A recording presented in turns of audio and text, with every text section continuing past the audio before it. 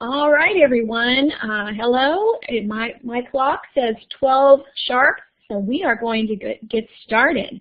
I want to welcome you to Webinar Wednesdays, the wonderful opportunity that the EI training program at the University of Illinois is bringing to you so that you can be able to sit in the comfort of wherever you are and get some continuing ed and be able to enjoy that without traveling. We are glad to offer a presentation today called 10 Things Early Interventionists Need to Know About the Child Welfare System. And our presenters today, we have three wonderful presenters.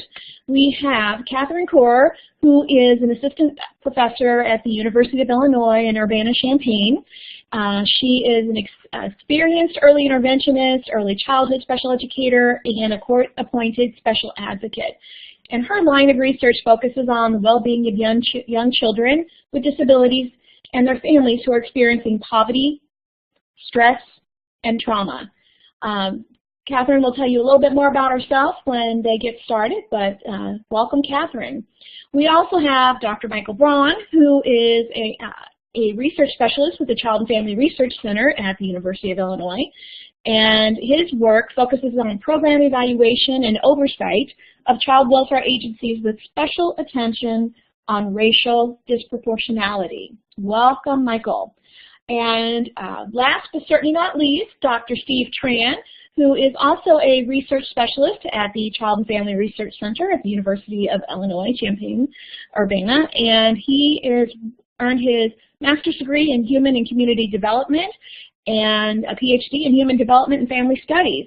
His research focuses on immigrant and ethnic minority children and families, acculturalization, globalization, family autonomy, and relatedness, all sorts of things. He's going to tell you more about that as well. So I want to welcome all three of our presenters, Catherine, Steve, and Michael. Just to let you know, my name is Maria Maddox, and I'll be your moderator for today. I am a professional development consultant with the EI training program at the University of Illinois. And we may have Alyssa Jones on here with us, and Alyssa is a research specialist with the EI training program, and she is going to be helping me behind the scenes, so you probably won't see her too often. Project coordinator. I don't know why this one keeps coming up. Alyssa Jones is our project coordinator. Sorry, thanks, Alyssa. She will be helping me behind the scenes. Thank you. So, a couple of things I want to let you know before we get started. With any of our webinars, you know, at the end of the time, you will get a survey. And in that survey, it'll be an email. It'll come via email. And in that email will be a survey that you need to complete in order to get your attendance certificate. So just be sure to look for the email from the EI training program, the EI training at illinois.edu, for your survey. And if you are observing as a group, you will need to make sure that that survey is completed individually so that you can get credit. All right. And the webinars are awesome. We love them, but we can't see your faces, and you can't see us. So we want to be able to communicate and have some participation and make sure everybody's really getting into it. So there are a couple of ways that we do that. Some of you have already found some of those tools. So I'm going to give you just a brief highlight of this environment. So at the top, you should have an audio video, and then under that should be participants, and your name should be there, and then everybody else that's in the room. So a couple of things. That first box there under your name is an emoticon box. You can click on that and put a smiley face up there next to your name, or whatever you'd like to do. That's one way to just let us know how you're feeling. Great. Thanks, Michael. We'll skip the second one there. The third one is a hand raise. So every so often, maybe our presenters will ask you, have you been skiing this winter? And raise your hand. I don't know if they're going to ask that or not. It seems kind of a silly question to ask about when you're talking about child welfare, but who knows? The fourth box is our polling function box, and I'm going to get back to that one in just a moment. At the bottom, you'll see the chat, and so If you have any questions that occur at any point in time during the webinar, please feel free to use your chat. You can also use that to comment on things that are being shared, to share strategies, to share great light bulb moments and some of those burn and learn moments if you have those. Anything that you can do that you would typically share in a face-to-face, feel free to put in there, and we will have question breaks throughout the webinar to address any questions that you may have. So our presenters might address it in the moment, or they may wait until the question break to address those questions. So don't worry, we'll get to them. Last but not least, we have our polling function. So back to that fourth box under your name, it should have a little letter in it, an A, B, C, D, or E. So we want to find out who's in our room today. So if you would find that box, click on it and then click the appropriate answer that fits your needs. And we will post those results up here in just a moment. So anytime we do a poll, we do ask that everyone participate. It really helps us as presenters to know who's in the room and what kind of response, because we can't see you raising your hand, so at least, you know, in person. So give folks a few seconds to do that. All right, a couple more seconds here. And I think we can probably post the results. Let's see. All right. So we have a vast majority of early intervention specialists. We've got a few folks from CFC staff, some others, so it looks like we've got some folks from the EI training program, and I know we've got a couple others on there as well. So thank you so much. We're going to dig down a little deeper here and see if you are an early interventionist. Let me clear that out. What is your primary discipline? So we'll give you another chance to respond. All right, and again, you find that fourth box under your name, which has a little letter in it. Click on that, and you will find your choices there. And if you're an other, please identify in the chat box. So we've got some clinical social workers here. We've got the parent liaison, psychologist. Thank you. All right. SLPA. We'll give folks a few more seconds here. Okay, let's see who we've got now. So our group has a pretty good mix of DT and speech language pathologists, some physical therapists in here. No OTs, how about that? And a bunch of others, so service coordinators, yes, I know.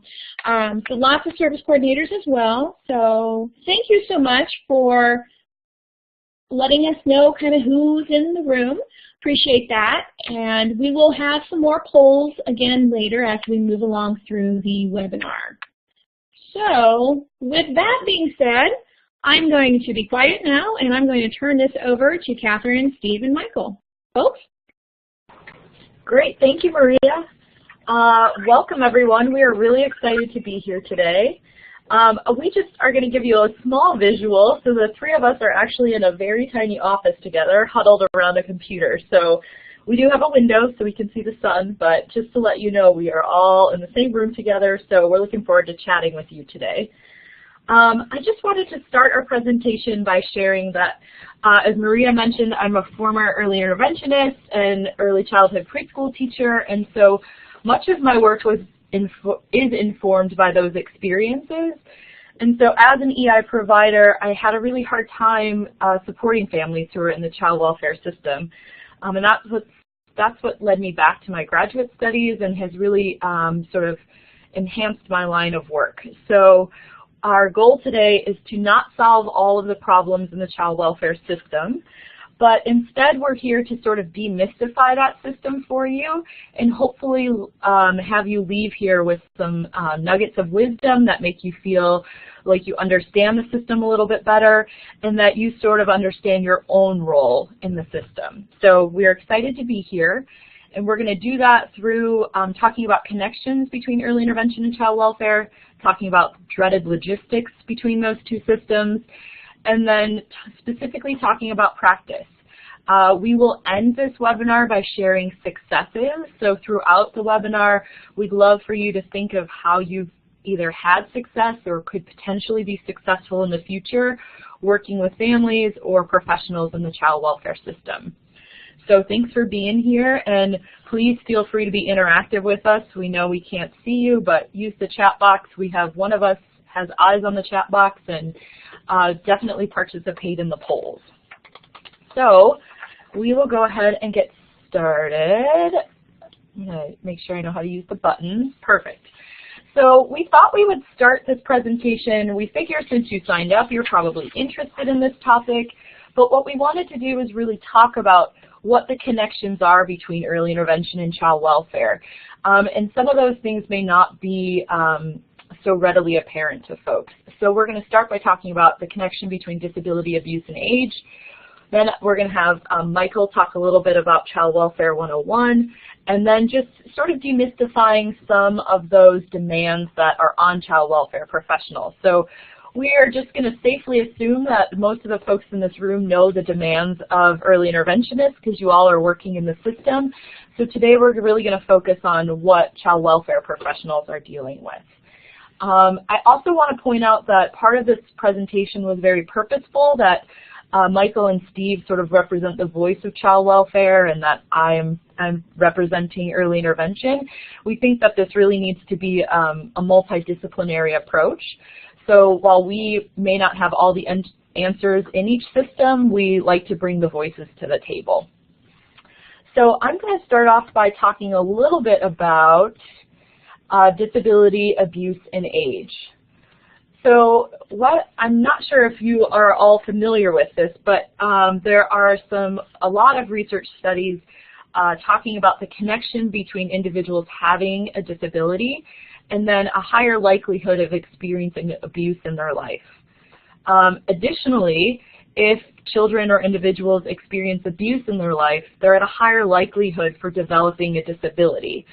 So because there's this strong connection, we think that this is an important topic for early interventionists. We also think it's an important topic for teachers and special educators in general. So with that being said, there's a common misconception that folks or kids who experience abuse and neglect are often older or maybe in elementary or high school. And actually, we can show you that the most frequent victims of child abuse and neglect are actually under the age of 1. And so those are the very kiddos that you are working with on a daily basis. So I'd also like you to sort of look at this graph and think about, really, you guys are working with kids 3 and under. So that population is pretty large for the kids who are experiencing abuse and neglect. So this is, sometimes we'll hear people say, well, I work with lots of families, but I don't really work with anyone who is experiencing abuse and neglect. And we would just say that maybe you don't always know it, but the likelihood is that you are working with kids and families who have experienced abuse and neglect. So that's sort of why we wanted to do this webinar. There's this connection between disability and abuse. There's this particular interest and importance in thinking about really young children, and that's really the work that you all do on a regular basis. So our goal today was sort of to convince you that this is a worthy issue, and then sort of talk through some strategies and give you some knowledge about the system so you can support these families better in the future. One thing I will say is that sometimes folks will say, especially when we work with child welfare, that child welfare folks do the abuse piece, and then, for instance, early intervention folks do the disability piece. And so if you look at this circle, it's really hard to pull those things apart. So you can go in and do a session that's only focused on speech, but if you're not attending to the fact that that child experienced abuse and neglect, you're probably not going to be as successful. So we're going to really push you today to think about having a more holistic view about kids and families, and start to think about what your responsibility or role is when a kid has experienced abuse and neglect. So we'll talk through that a little bit. So in order to do that, we wanted to talk a little about Child Welfare 101 and clear up some mystery or misconceptions about the system. And so I'm going to turn it over to Michael, who's going to sort of walk you through some facts that may help you understand the system as a whole. Well, hi everyone. Thank you, Catherine. Thank you, Maria and Alyssa and Steve. It's great to be here talking with you today. So what I wanted to do for this little piece is just walk through some of the national numbers. These numbers I think they reflect trends in Illinois. They may not be exactly what Illinois experiences, but it's really easy to get these national numbers, and so that's why I pulled them up. So let's jump ahead a slide here.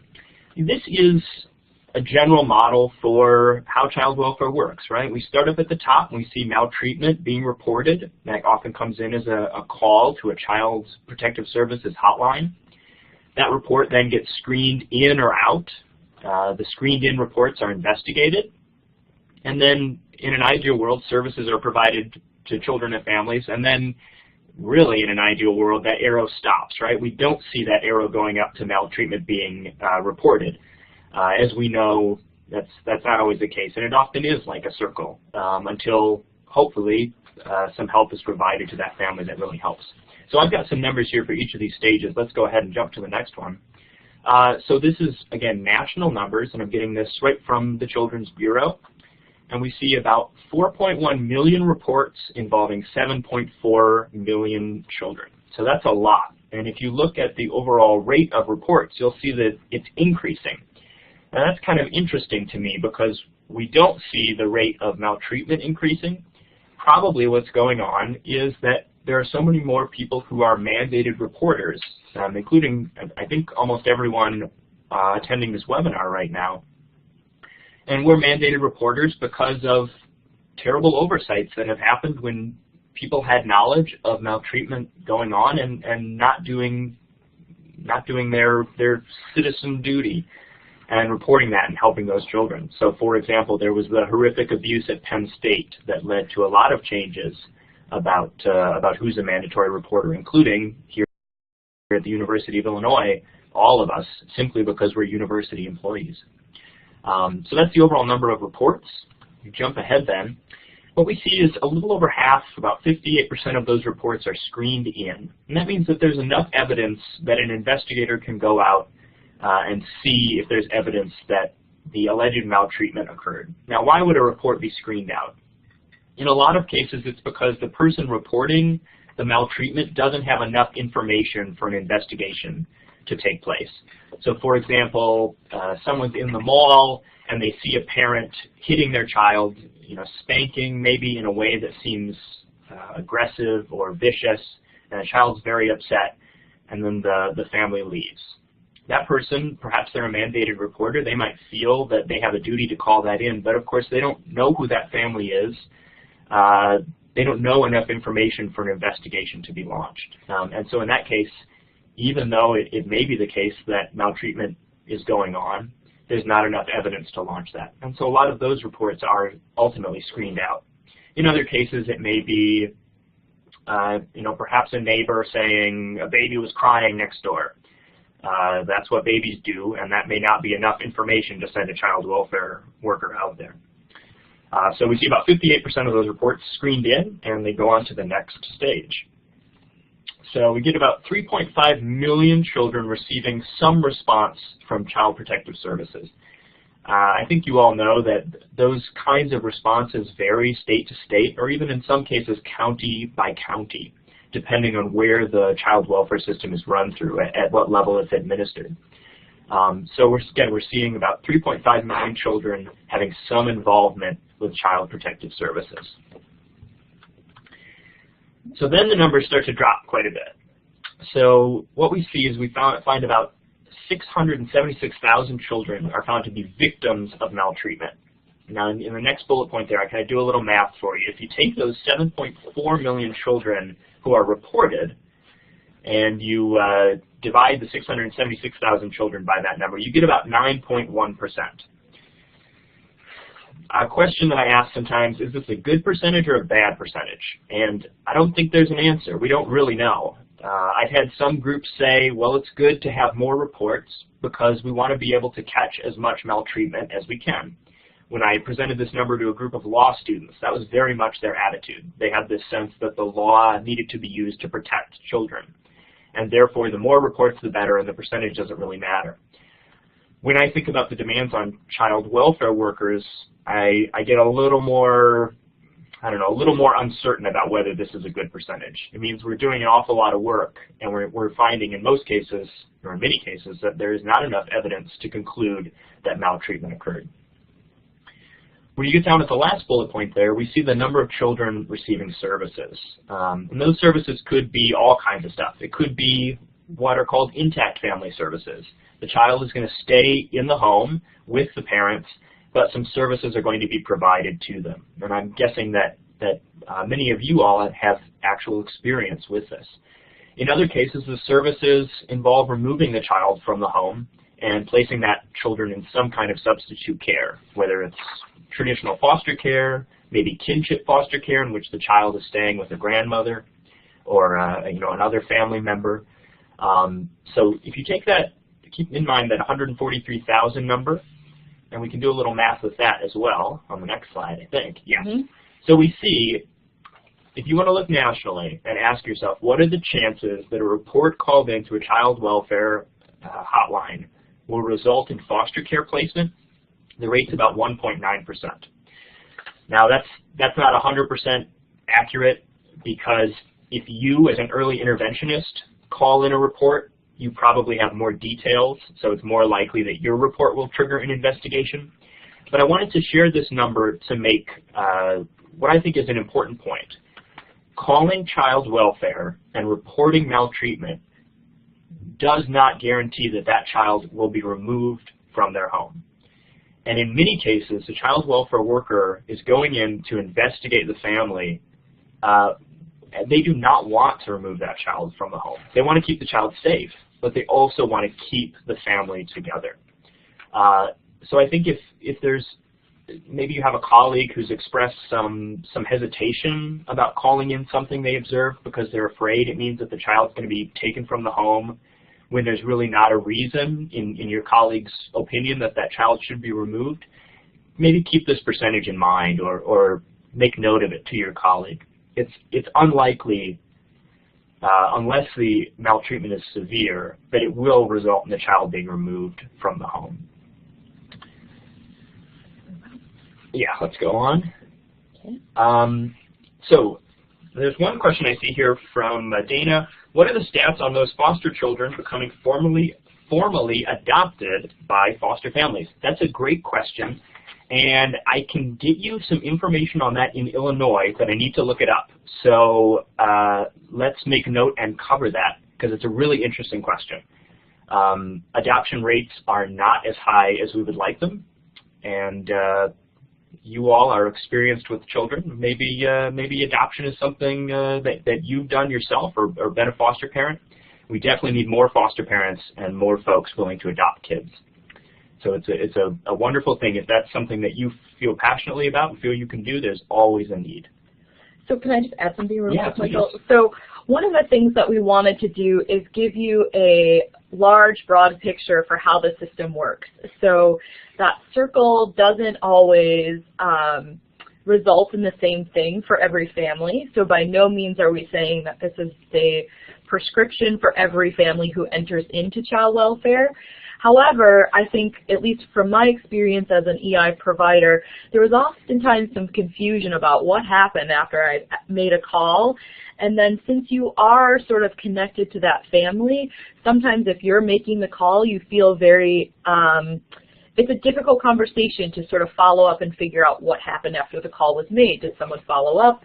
What's going on? And so part of this presentation was sort of to demystify that for you. And we're going to talk a little bit more about actually making a call a little later in the presentation. So, thanks, Michael. Thanks for adding that, Catherine. All right, so I just have a few stats now on demands on child welfare professionals. I want to point out a lot of these demands are the same demands that you all are experiencing. You know, this is an area in which we expect you to be highly educated and an expert in your field and do work that no one else can do. and yet we do not pay you enough or give you enough time to do all the administrative and other work that goes on outside of this. My parents are both teachers, and so I saw this on a daily basis growing up, the amount of demands on their time. My mom's, in fact, an early childhood special ed teacher, so I know how much work she does outside of the classroom, and it's never enough time and never enough compensation, for sure. So here we have just some basic stats. Really, what's going on with these folks, everyone is required to have a college degree, I think in almost all circumstances, and often a Bachelor of Social Work is required. And I think for promotion and moving up in these particular fields, really a master's degree or even a higher degree is what's preferred. I think getting an MSW is a great thing. You know, it's one of those graduate programs, though, that's considered a professional program. And so that means that some of the support for paying for tuition and other things may not be available like some other higher education areas are. So it can be tough to move up and take a lot of time in addition to your work overall. We see a pretty high turnover rate. This data is old, about 20 years old. So perhaps it's gotten better now, although I wasn't able to find any evidence that it's gotten better. And this is an estimate. It's a pretty broad estimate, but you can see this is an area where there is high turnover. And we see data that's about 15 years old, that the average length of employment is very short. So some folks come in, they're passionate to begin. Maybe they've specifically focused their education to do this particular career.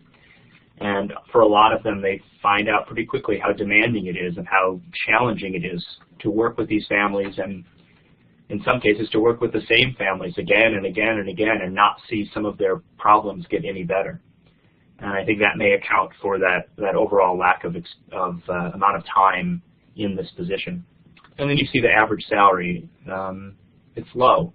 It's for the kind of work that they're doing, the dangers and challenges with it, asking them to go into people's homes uninvited and ask them really uncomfortable questions. It's really tough.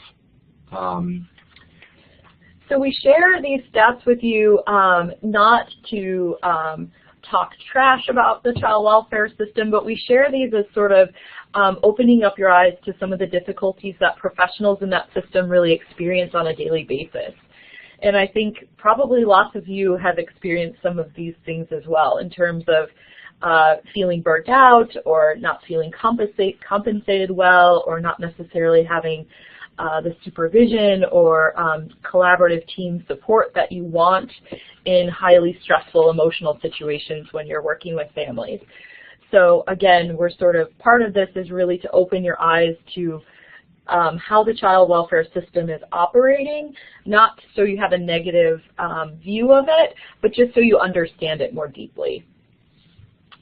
So that is going to take us to our first poll question. So maybe Maria can tell you how to access your poll again, but I believe there is a button that you can hit. So we'd like to know, who are the most frequent victims of child abuse and neglect? A, children under the age of 1, B, children between 1 and 5, C, children between 5 and 10, D, children over 10. And you can go ahead and plug in your number, and then we can show the results. Right. So yeah, finding that fourth box under your name that has a letter A in it, and then you click on that, and those choices come up. Give the folks a few more seconds to see what they. Great. Thanks. And on a couple more responses here. All right, let's see what we got. There you go. So the vast majority of folks said A. What do you think? Great. Yes. So A is this question can be a little tricky, but A is the answer we were looking for. Although I will say, folks who answered B, most of child abuse and neglect cases, the highest percentage is kids under the age of 6. So when we combine those age ranges, we're really worried about the youngest kids.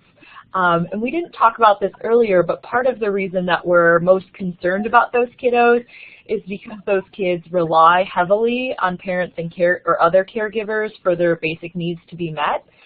And on top of that, they oftentimes are not able to communicate verbally what is going on. So infants cannot tell you that someone's inappropriately touched them or been rough with them, and those are hard conversations to even have with a 3-year-old. However, there are oftentimes red flags. So for us, the younger the child, the more concerned we are about their potential for experiencing maltreatment.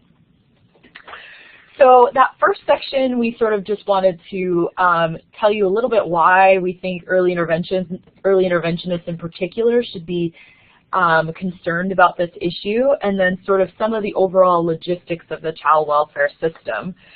We're going to move on. Actually, we can stop for some questions. It looks like Alyssa pulled some information about adoption and put it in the chat box for those of you who are interested.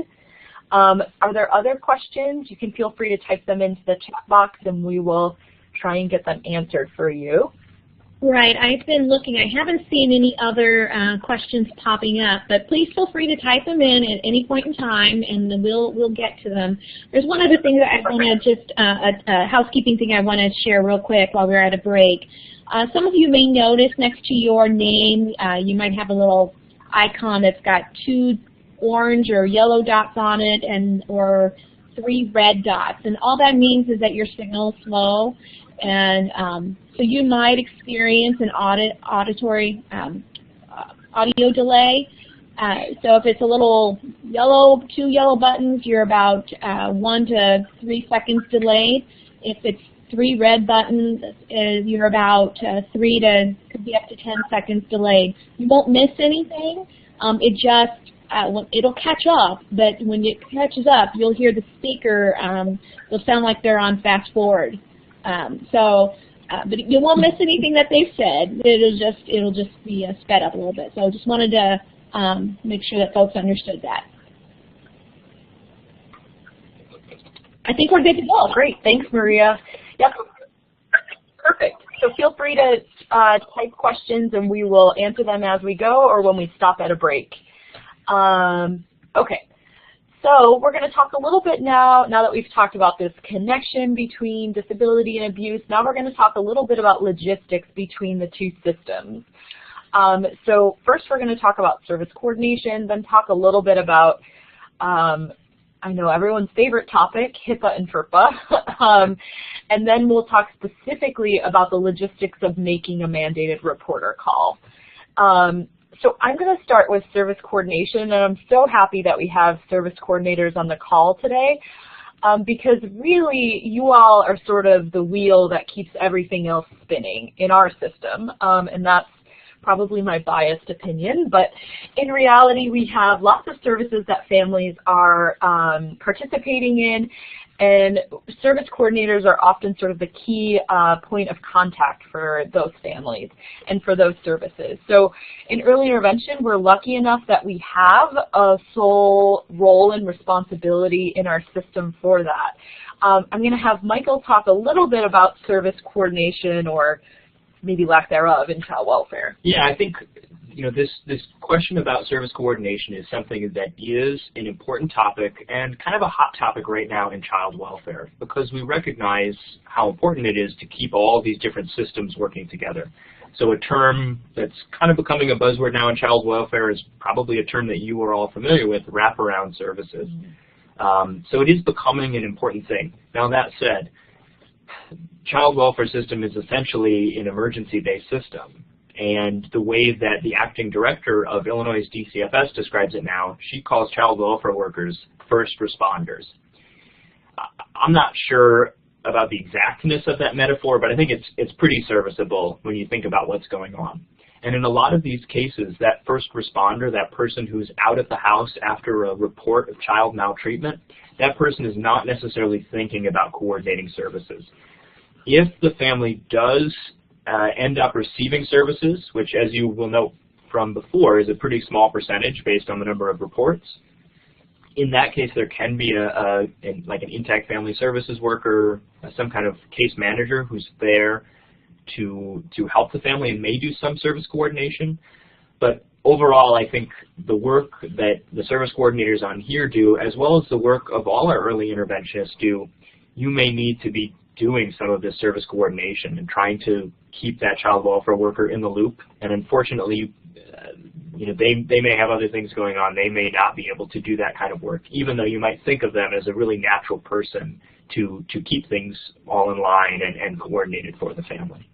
So one of the things that we know is that service coordination is a really tough job. And so I like to use this image when we think about service coordination in EI, because without service coordination, EI isn't going to keep moving.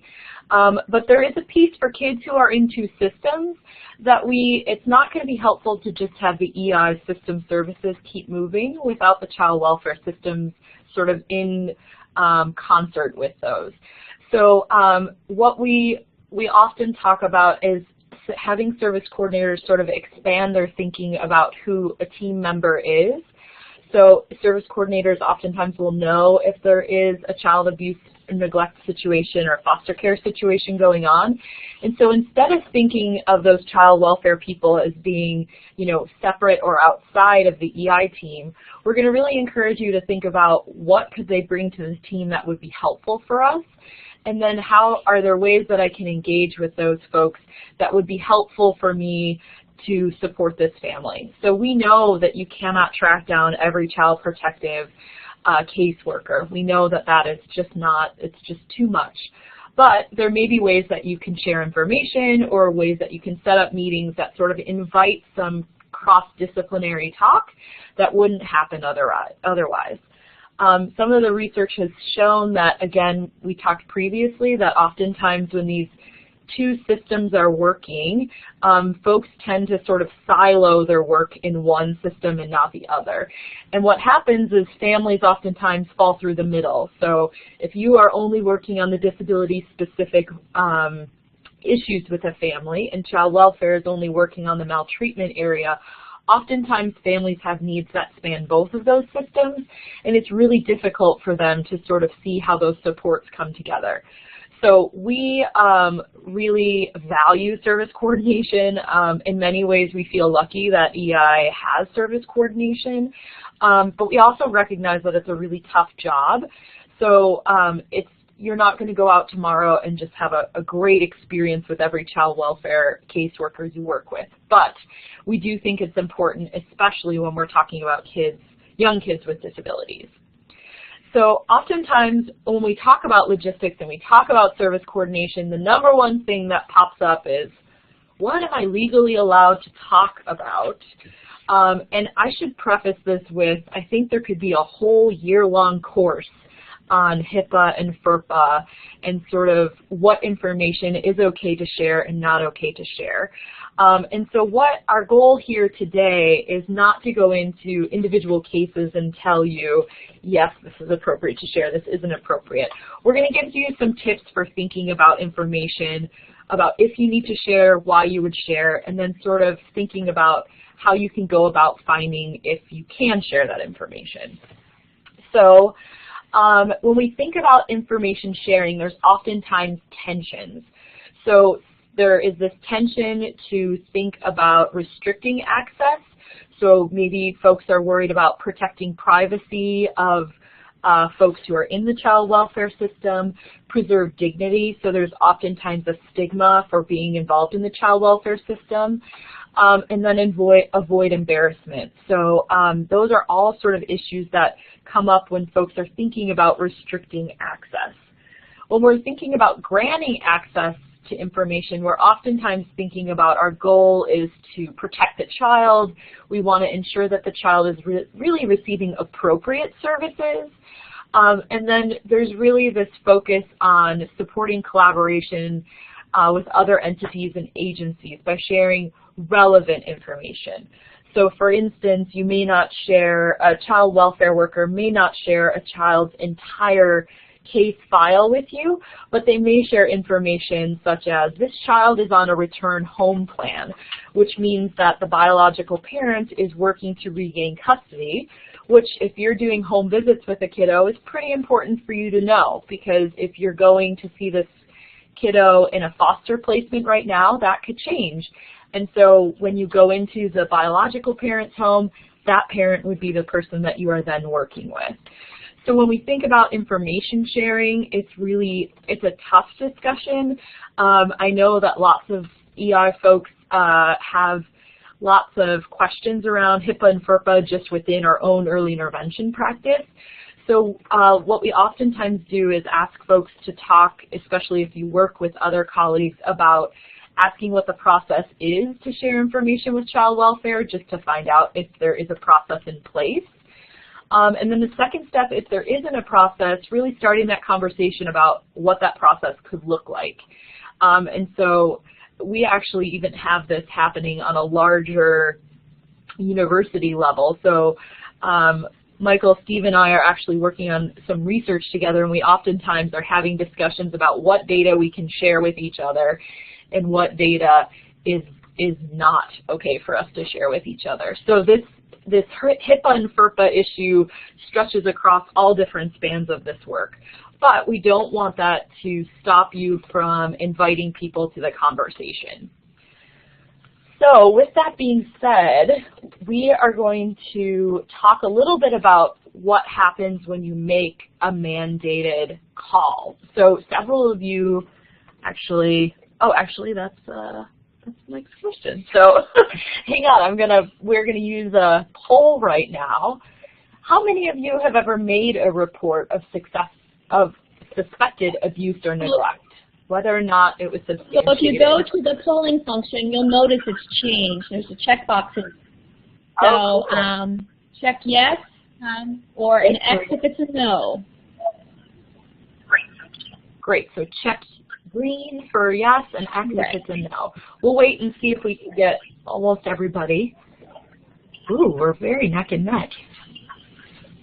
Wait a few more seconds for folks to find the fourth box under your name.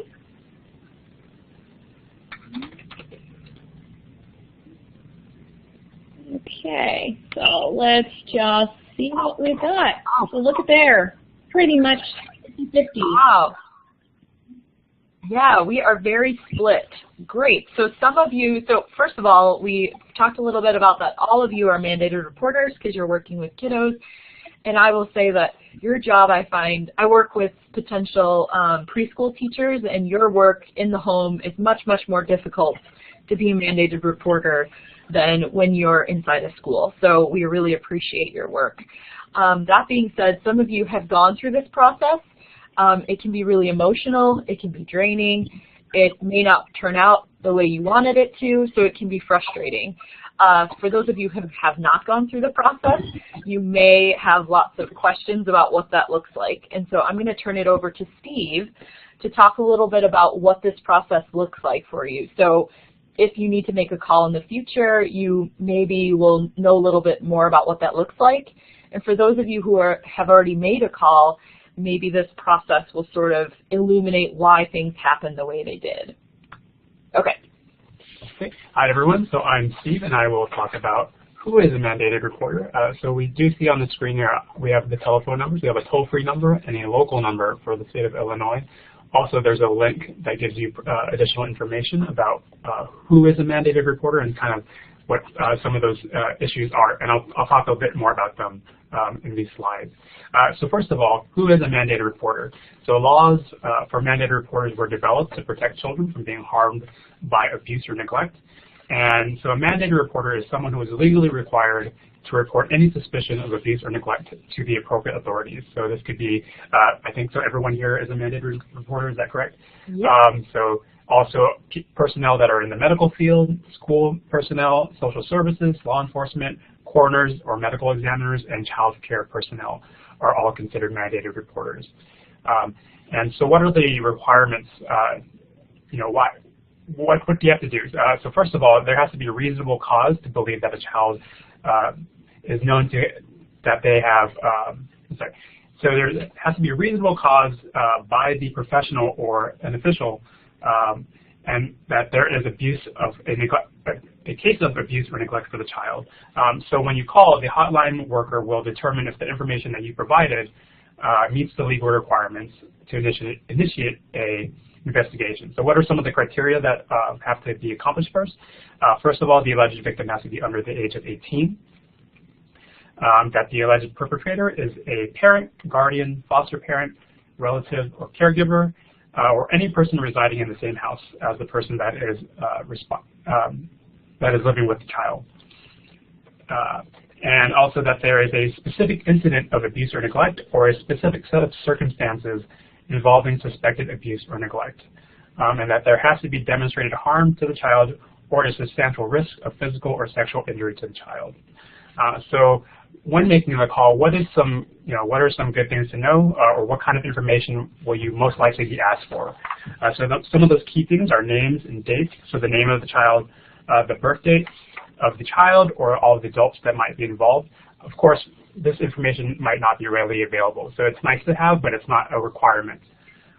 Also, if you have information such as addresses for the victims and perpetrators, including the current location of the child. So for those of you who are doing home visits with families on a regular basis, knowing the child's address, probably knowing the child's birthday, those are all things that you would have access to. I do want to say that we always remind folks that you are making the call as your job as a mandated reporter, but that does not mean that you are going to do the investigation around it. So you don't have to collect evidence. It is not your job to ask prying questions.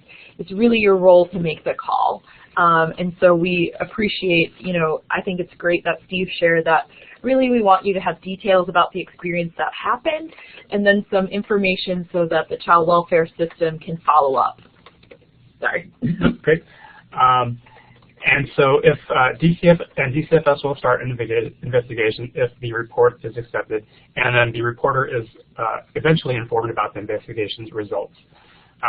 With that said, you don't have to be a mandated reporter to actually report. Anybody can report. So that's also just good to know. Some other things that are important to know is that privileged communication between a professional and a client is actually not grounds for failure to report. So if you are aware, it is required that you report, and that privileged communication is not cannot be used as an excuse, basically, to not report. And state law, so 41 states, so including the state of Illinois, do have laws that protect the identity of mandated reporters, and you are given immunity from legal liability as a result of reports you make in good faith. With that said, if there are situations or cases where someone is asked to testify, you may be asked to testify. And some other key terms that are important to know would be allegation of harm. So this is just in regards to the contents of what is being reported in regards to the child being abused or neglected. And also the term report. So it's not considered a report until the hotline worker concludes that the allegation is legally binding and that they are empowered to investigate. Once they accept the report, then it is formally considered a report. And cases are either indicated or unfounded. So indicated cases are when investigations have been completed and it has been determined that there is credible evidence that alleged abuse or neglect has been found. And on the other hand, cases are unfounded if that is not the case. And then within our organization, it is recommended that the person that has the most information about the situation be the reporter. However, you are not, it's probably going to depend on the organization. You don't have to be the person if there are other entities there or people there that can also do the reporting. So So one of the things that we often, I encourage folks both in student teaching as well as in education settings as well as in EI, is that if you're uncomfortable making the call on your own for the first time, is that talking with a colleague or a supervisor to call with you is always an option. Basically what Steve just described is they would rather have your account so they can ask you questions and get as many details as they can, and that's hard to do if someone is making the call for you. So that's sort of the rationale between why you should be making that call if you have the concern. If you feel nervous about what you're going to say or how you should act, it's always okay to have multiple people on the call. So, do you want me to move on? Yeah, let's go to the next slide. So I'm going to talk a little bit more about what happens during an investigation. So first of all, it depends on the severity, but local law enforcement agencies or the state attorney might be notified if there is a possible criminal act, so it might be escalated to that. In the case of, for example, if there's a death involved, burns, bone fractures, typically like physical abuse. And so investigators do a variety of things. So first they do background checks to determine the prior history of maltreatment and or criminal activity within the family. The original reporter might be contacted to obtain additional information or to recall what they had previously reported. After that, the department will send people out to make an unannounced contact with the family in their home, and they will interview the parents and children separately to determine what happened. Afterwards, they'll do a safety assessment to determine if protective custody needs to be taken. They'll collect additional evidence, and they will also make collateral contacts. So that might be other people that might be involved. So for example, the child's teacher, other caregivers, other family members. And in the case of Illinois, investigations can last up to 60 days. However, oftentimes it's actually a bit longer than that. And all investigations of abuse and neglect require DCFS to contact the mandated reporter. And this is to verify information that was documented by the hotline worker.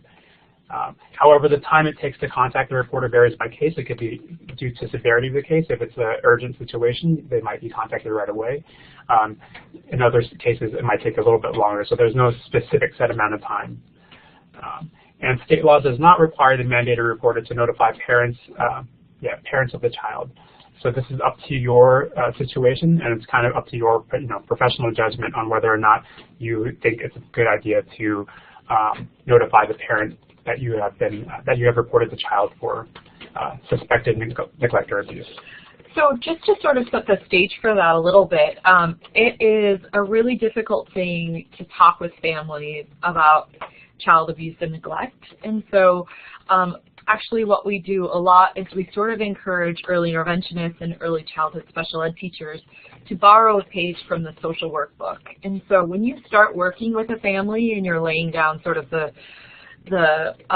landscape of what early intervention is going to look like, it's really important for you not to scare a family, but to share the information that you are a mandated reporter, but share it in a way that is understandable. So basically saying that your role is to be there to support their child and them as a family, but you're also there as a mandated reporter, which means if something's going on or you're concerned about the health or safety of the kiddo in the house, that you have a responsibility to report that. And so when we do that with all families from day one, oftentimes that can open up a conversation later for understanding why you had to make a call. Now, it is never easy, and families certainly are not happy about calls being made, but just from a professional standpoint, it is easier to enter into that conversation if that topic has been broached earlier in the relationship versus having a long-standing relationship and then telling a family that you made a call on them.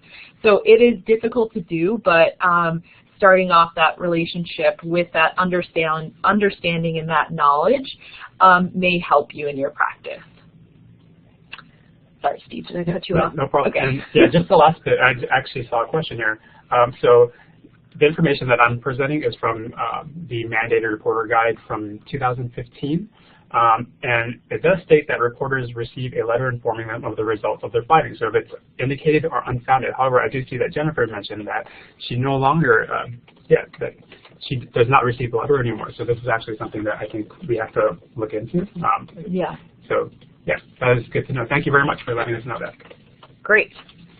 So that's sort of the ins and outs for what happens when you make a call. And I just want to point out that Steve talked a little bit about that you can make the call and it can take up to 60 days for an investigation to take place. So in early intervention, I know you all know this, but 60 days is a long time when you have kiddos in the EI system that transition out at the age of 3. So keep this in mind that sometimes the process is not going to move as fast as you want it to. And I think all of us would probably say that child maltreatment is an emergency or an urgent scenario, but the child welfare system really sort of has to think about triaging these cases and taking the most severe and then investigating from there.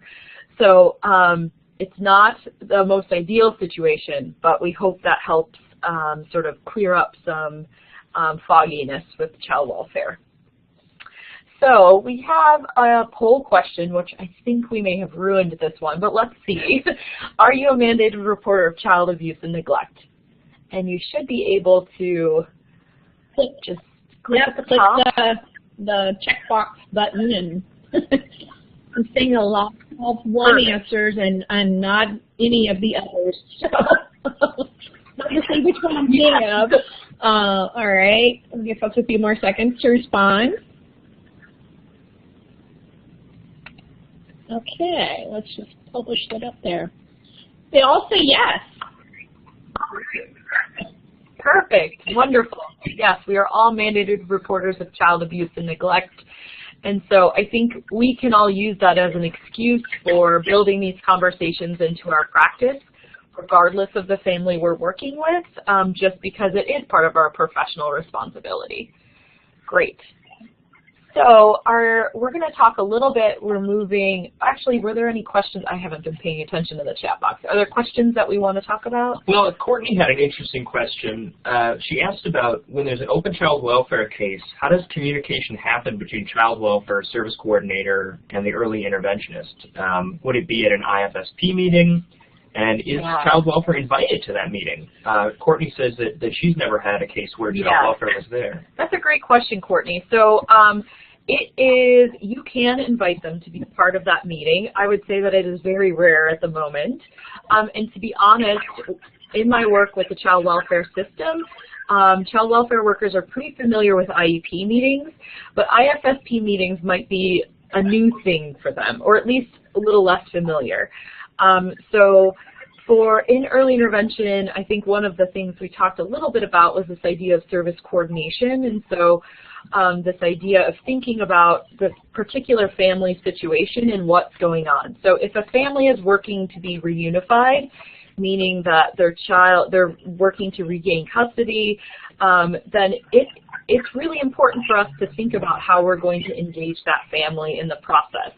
What we don't want to happen is have the child sort of be in the early intervention system and then return home to biological mom and dad, and sort of biological mom and dad have no idea what early intervention is or what's been going on. So we think it's a way to sort of open a line of communication, but I will be honest and say that I'm not sure that very many child welfare caseworkers will have time or may not know that that's a meeting that they want to prioritize being at. So I would say on our end as early interventionists, we could do a little bit of education around why we might like them to be there.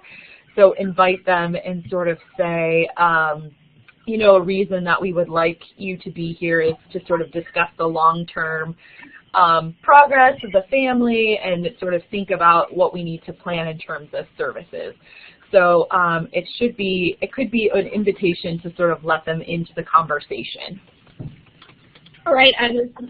Are there other questions? Oh, Maria. No, I was just kind of looking through, and it looks like Michael's done a lot of answering in the chat box of questions. Talked about Jennifer's letter, and let's see. Jennifer also talked about the form to submit. Did we list that already? Oh, no. So the question is that one of the agencies I worked at a long time ago, we had a form that we completed and I think submitted to DCFS. I cannot remember if it was their own agency form or a DCFS form. Yeah, so there are, depending upon where you work, some folks may have you fill out forms that have information that you can easily share with the other systems, so in this case, child welfare. And I think that's great. Like, it's a natural way to sort of share what's going on with a family. I will say that, you know, oftentimes, and we know this with all of the families we work with, from week to week, circumstances change very quickly. And so it's important for us to have a way to sort of update folks.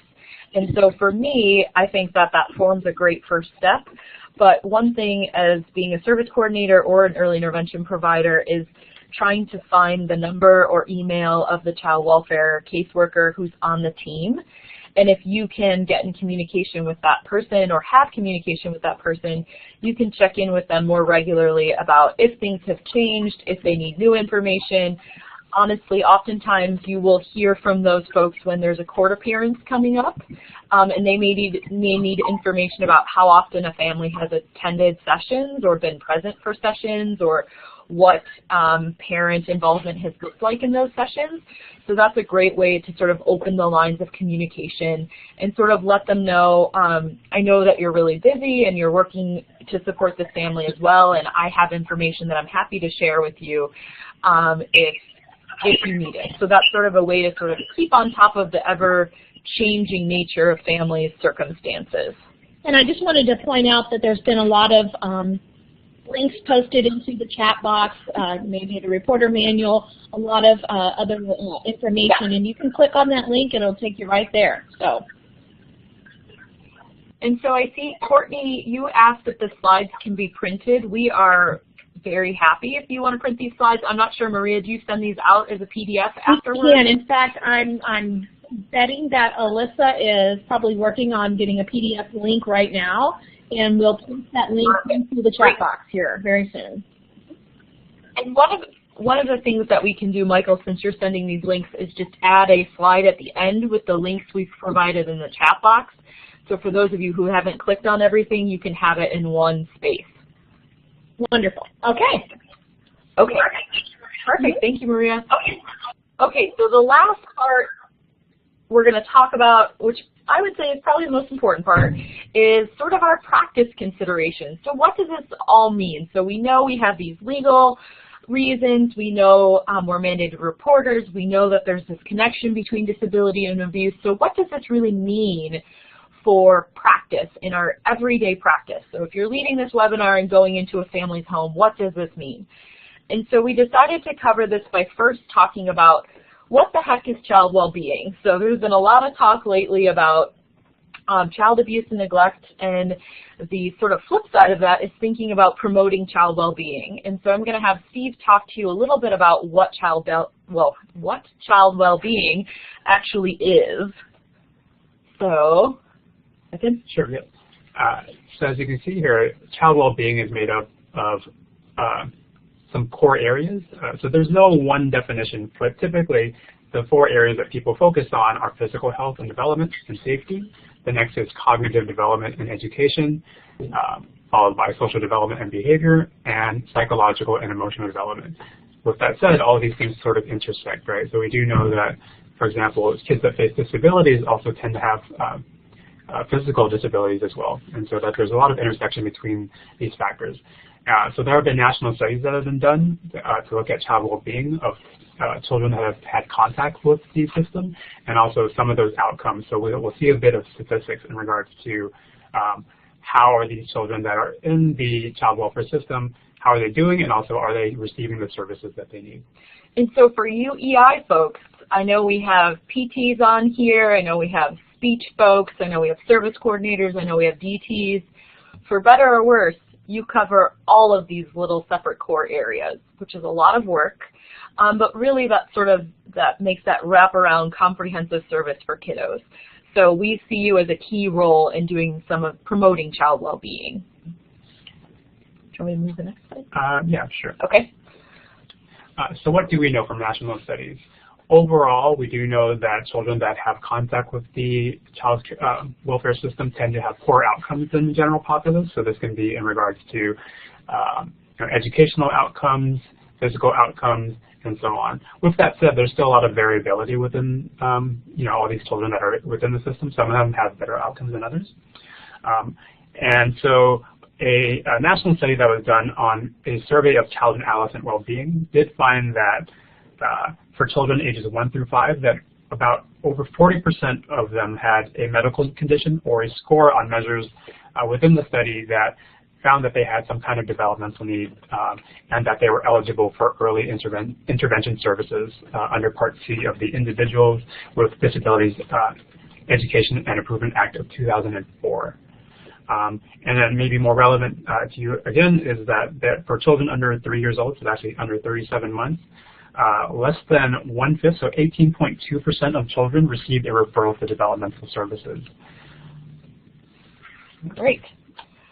So now that we have an idea of sort of what child well-being is and what that buzzword really means for you all in EI, I want to talk a little bit about protective factors. So when we're thinking about well-being, we're sort of thinking about, if you think of a scale, we're thinking about this balance, which I'm doing with my arms that you can't see, but it's just out of habit.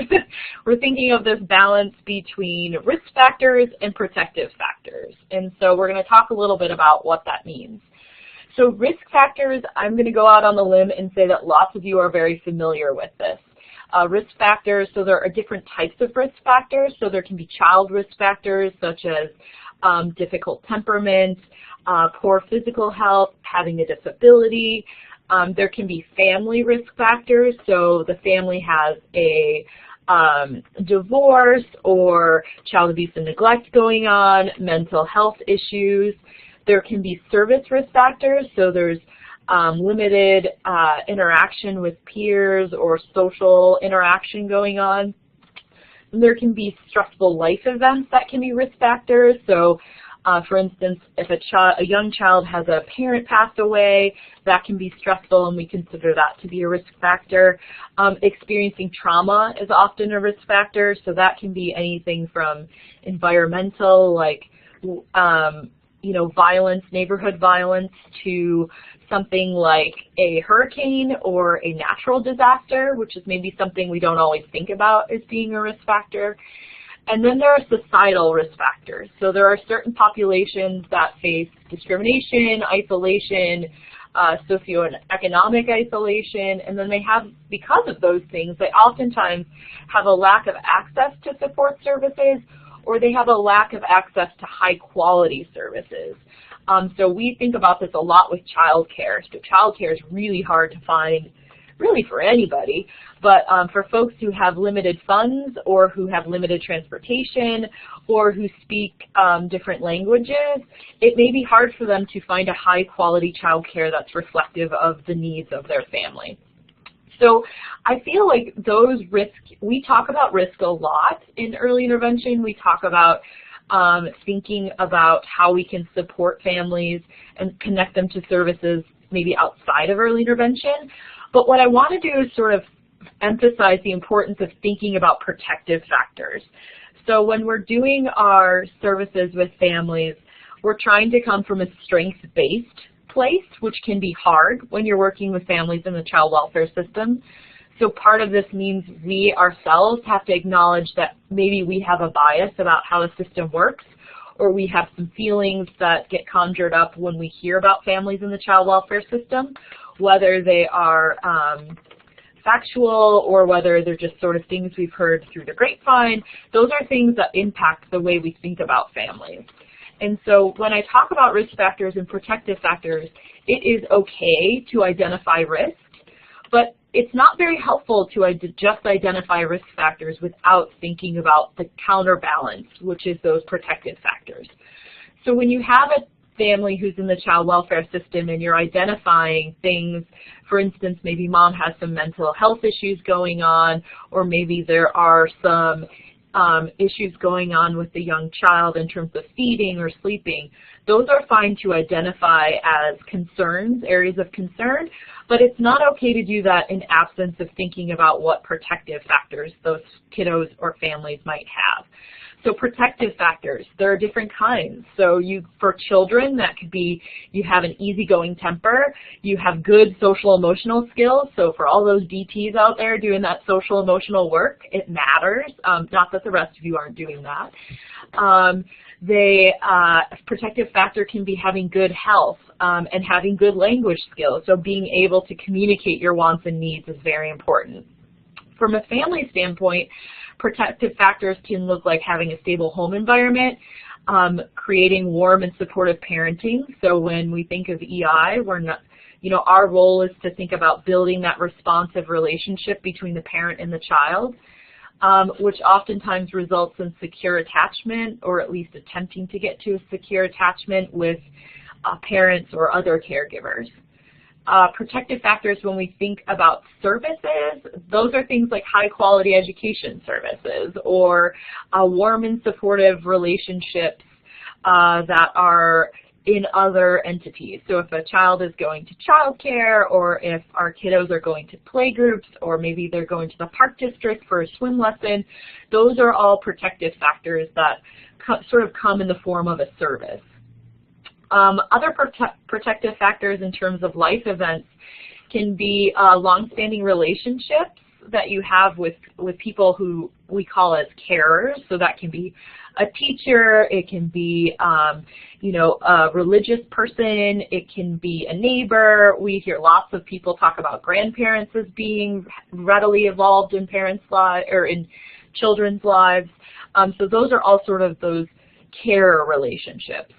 And then finally, when we think about society, these are these really big, broad, macro things. We think about things like inclusion, which maybe, I mean, in our field, we talk a lot about how inclusion is important, but that's not always the first thing on everyone's mind. So inclusion, access to adequate support and good support, and then having economic security. So if you have economic stability, you have access to things that other folks don't necessarily have. So as an EI provider, there are lots of things on this list that you can't do much about. So you cannot necessarily improve a family's economic stability. You can't necessarily make the family have a secure relationship with a child care provider. But if you look at the child and family and service areas, there are lots of things that you do in your daily practice to sort of build, strengthen, and enhance those protective factors. And that's what we're really, that's where we think your role as an EI provider can be both as an intervener when child maltreatment has happened. So maybe you're working with a kid who has experienced child maltreatment, but we also think of you as being a prevention effort. So maybe you're working with a family and you're working on building these secure attachments through your weekly practice. And because you've worked on that, the relationship between the child and parent has strengthened, and therefore it decreases the likelihood that abuse and neglect will take place. So we really feel like your work is invaluable in terms of thinking about both prevention and intervention efforts. So I would like to talk a little bit about success, and so our EI practice overall, and give you some ideas of what this might look like. It's hard to sort of break all of this down, and so I wanted to connect it to the EI principles, which I'm sure you all are familiar with or have at least heard of at some point in time. And sometimes these principles can seem maybe abstract or sort of how does this relate to families who are in these very particular child welfare scenarios. And so I wanted to walk you through briefly some ways that these EI principles really do actually support families who are in child welfare scenarios. And what we're going to do is we're going to ask you to share some success stories. So as I'm going through these, I want you to think about your own practice and think about if you've done any of this work already and what it's looked like, and maybe if it's been easy or difficult. So we'll start with the first principle. So the primary goal of EI, which all of you know, is to promote a child's optimal development. And so for us, sort of tying this back to the protective factors, we don't do this in isolation without the family. So we expect the child's participation to be within the child's family and community. And so when we're doing this, our work is really going to be to support parents to be involved with a kiddo. And so that means thinking about if biological parents and foster parents can both be involved in EI sessions, or what that might look like depending upon the family scenario. So that's just a small example of thinking about family as being a broader concept that doesn't just mean the one caregiver who's in the home when you do a home visit, but to think more broadly about where a family's at and what that family might need. So the second principle that we'll talk a little bit about is this idea of active participation. So, and I think we've probably all experienced this working with families. Some families are on the floor immediately ready to participate. Some families are hoping that they can get some laundry done. Some families feel really uncomfortable having visitors in their home, and so getting on the floor with you feels very weird. But particularly for families who have been involved in the child welfare system, we have to recognize that those families have gone through some pretty traumatic events. And so opening up and talking about these issues can be really difficult. So you may ask them what's happened in their life in the past 2 months, or you may ask them what's going on with the court case, and that's really emotional and difficult, which may impact the way they are actively participating in sessions. It doesn't mean that you shouldn't invite them. It just means that they may take some extra time to really feel like they're active participants and that they really should have a voice in some of this. So keep that in mind when you're doing your practice. The third one we're going to talk a little bit about is this idea of collaborative relationship between families and providers with equal participation. So that sort of builds on this last one. Equal participation can be really tough just in general with families, and from week to week, I know lots of providers who will say, I had a great session, mom was on the floor with me the whole time, and then the next week, mom was having a really hard day and it was just harder to engage her. And so that's going to be true for families who are also in the child welfare system. Yeah. So in many ways, these principles apply to all of our families, and they also apply to families who are in child welfare. I will say when we're thinking about child welfare, families who are in the child welfare system and equal participation, it's important for us to know that when families are in child welfare, they often aren't asked to be an equal voice. So they are asked, they're sort of given some demands at times to respond to, and so they often are not, that system is not coming from a family-centered, strength-based approach where they are equal participators. So that can be a hard thing for families who have one home visitor coming in and saying, let's get on the floor together, what do you want to do today? To the child welfare system who's coming in maybe with a checklist and saying, these are the things I need to see. So not that you're going to change that system, but just something to be aware of that families deal with on a regular basis. So I can figure out, there we go. The fourth principle is, we link our interventions to family-centered, functional, measurable goals. And this I'm going to talk a little bit about. We really think that when you're writing goals, a great place to start is going to those protective factors. So as an EI provider, I used to use sort of those bubbles, the child and family protective factors, to get families to think about their strengths, particularly families who are dealing with child welfare issues, because oftentimes they don't feel like they have strengths, and they certainly don't feel like they are capable of writing a goal for their child. So some of that is, some of our approach to this can sort of show families that they do have strengths, and that will sort of walk them through this process of thinking about what an appropriate goal would look like.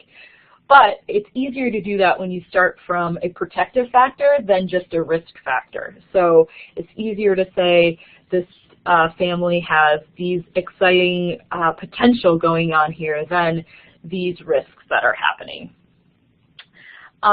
Okay, so number 5, interventions should be integrated into a plan that encourages transdisciplinary activity.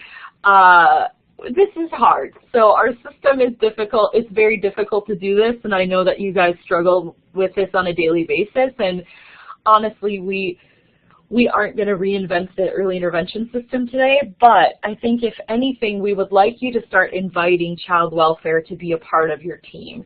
So when we think of the EI team, we think of the parent as being an active role. We think of all the service providers. We think of the service coordinator.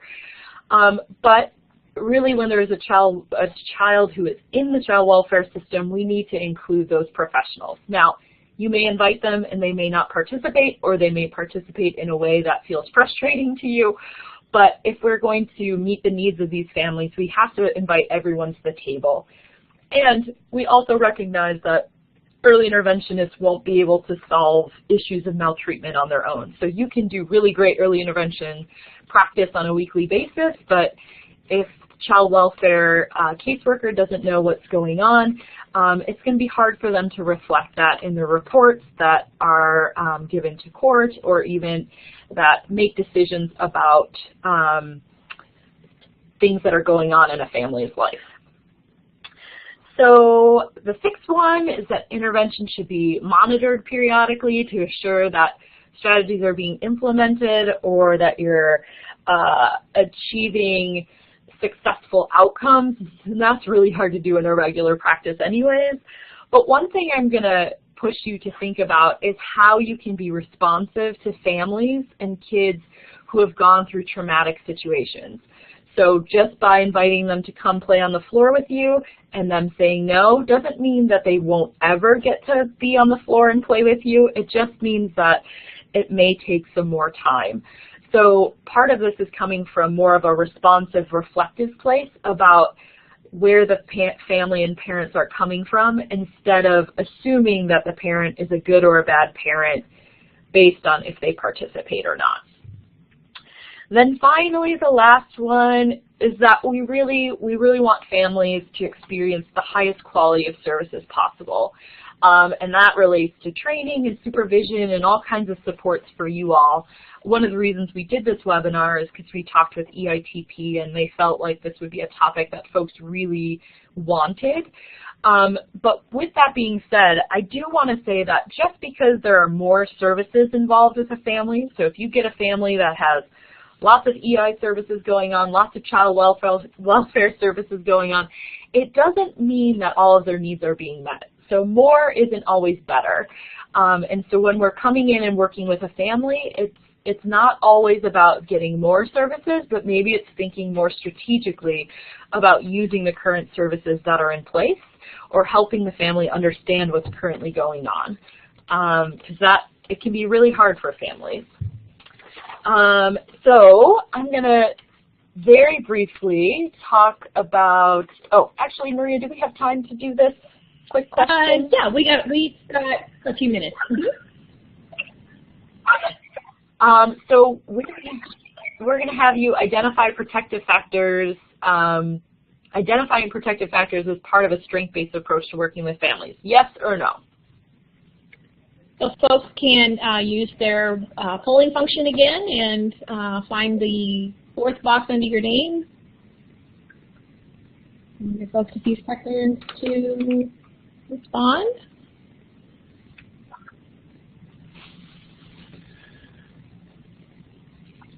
All right, so most people, well, we'll see. The results are in and great. So identifying protective factors is a great way to sort of find a way to enter into a strength-based approach, especially when you're feeling like, oh, I'm having a hard time thinking of strength, which happens. So use those sort of bubbles as places where you can talk with families about protective factors to find a jumping off point. The last piece that we're going to talk about briefly is success. So oftentimes when we enter into conversations about child welfare, we only talk about issues that are problematic or difficult or frustrating. And today we really wanted to talk a little bit about what success looks like. And so I'm going to walk you through just a little bit about the two systems that we work in. And then I'm going to ask you to think about the presentation, the discussion we have around protective factors, the discussion around the EI principles, and we want you to use the chat box to share your successes. I will say that none of you are going to write into the chat box and tell us that you've solved child maltreatment. We know that these aren't going to be huge, huge things, but every small success is important. So I'm going to talk a little bit about, if you look up at your screen, you have two different Illinois maps, and I'm sure one of these maps is probably familiar to you all. So on the right, there's the Child and Family Connection offices, and that's, very familiar to you all. It's sort of how we break services down regionally in our state. If you look to the left, there's DCFS's breakdown of how they break down services regionally by the state. And interestingly, they sort of mirror one another. So those in Chicago's its own little world in both systems. And then as we get downstate, things look maybe differently. I do want to point out that Michael and Steve both talked about this, but child welfare is really a tough job, and it is often focused on the protection of the child. Whereas your job is really focused on the family. You're there to work with the child, but it's in the context of that family. And so those dynamics can be difficult. So some similarities between your work in child welfare: you both work with children. You both have, I would argue, some of the toughest jobs in the world. You both are constantly working in natural environments, which is really hard to do. And then you both, at least in this state, have this sort of statewide expanse that you cover, really, the border of Wisconsin all the way down to the bottom tip of Illinois. So these are big, large systems that are confusing for us as professionals to be involved in. So imagine what that's like to be a parent who's involved in both. It can be really difficult and really overwhelming. So what we're going to do is I'm going to move to the next slide, and what we'd like you to do is in the chat box tell us about a success you've had when working with the child welfare system, no matter how big or how small. If it's making a mandated reporter call, if it's collaborating with a child protective caseworker, if it's even just thinking about information sharing, go ahead and share a success with us. And you should be able to type. I see it looks like some people are typing, so we'll give you some time to type and share. So it looks like you're getting some responses in here. So Jennifer had talked about. No, wrong one. It would be helpful if I looked at the right chat box. Okay, Jennifer says success is when success is when the child who is being abused has the abuse stop, whether by going into foster care or getting the abuser help. So that's a great point, Jennifer. I think oftentimes folks are confused about what success looks like in the child welfare system. So for some kiddos, success is being reunified with their parent who was originally involved in the child abuse scenario. So that means in the child welfare system, it could be a success that if that system gets that parent support, that child is reunited with that parent. And so it could also mean that child is removed from their home if that parent does not get the proper supports or doesn't go through those mechanisms. So it can look very different depending upon who the kid and family is. Okay, Suzanne says a child welfare worker helped to get a family to a transition meeting that was held at a school. Great. So sort of thinking about these maybe points of entry, so thinking about transition meetings, thinking about school-based services, connecting families to supports that they need. That's wonderful. And a lot of what child welfare workers do is provide those kind of basic services. Yeah. It could be just home management. How do you keep things together for your family? It can be providing transportation, whether actually giving rides or even providing things like gas cards or bus passes, because we know how hard that is. We live in a big country, and oftentimes people have to travel a great distance to get where they need to. Yeah. So Kelly says biological mom and caseworker have been present during therapy sessions, and that is amazing. So I know for all of you that that's probably a scheduling nightmare to add 2 more people scheduled to your EI schedule. But if you can invite bio mom and the child protective caseworker to your session, that is a great way for them to sort of see the work you do and sort of invite them into the conversation around services. Jenny shared that a foster family adopted a foster child, which protected that child from an abusive situation. So again, success can look like a foster family who ends up adopting a foster child. It looks like, I can't read the name, but child welfare reached out to them to communicate and make communication easier with the family because they knew what was going on both ends. So that sounds like some real strategic work to improve communication between the professionals and the family. And then it looks like Denise said brought attention to a possible child abuse incident that was known by others before this special needs child came into my classroom. Okay, so the child was removed from the center, however, I don't know the result of the case. Okay, so it sounds like Denise did her job of mandated reporting, even though maybe that step didn't happen previously, which is also, we would argue, a huge success. It looks like there's a whole lot. Great, so there's a whole lot of them out there, aren't there? A lot of great success stories. Which actually, maybe we can, and Michael, since you're in the chat box, if we can copy the successes and put them in the PowerPoint too, in case some of you haven't been able to read them. I think it's a great way to sort of reassure yourself that some of the things you're doing on a regular basis are a huge help and a huge success, even though they feel sort of minimal or tiny. So here's a quick overview of the 10 things we covered. Also, obviously, these are not the only 10 things you should know, but just some jumping off points. And then we're happy to ask questions.